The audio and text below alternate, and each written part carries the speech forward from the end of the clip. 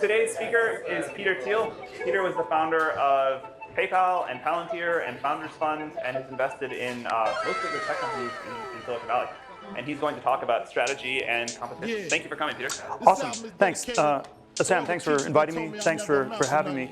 I sort of have a single idée fixe that I'm completely obsessed with on the business side, which is that if you're starting a company, if you're the founder, entrepreneur starting a company, you always want to aim for monopoly, and you want to always avoid competition. And so, hence, competition is for losers.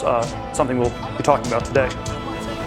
Smoking weed and bamboo, sipping on private stock. Way back when I had the red and black lumberjack with the hat to match. Remember rapping Duke? The hard. You never thought that hip hop would take it this far. Now I'm in the limelight 'cause I rhyme tight.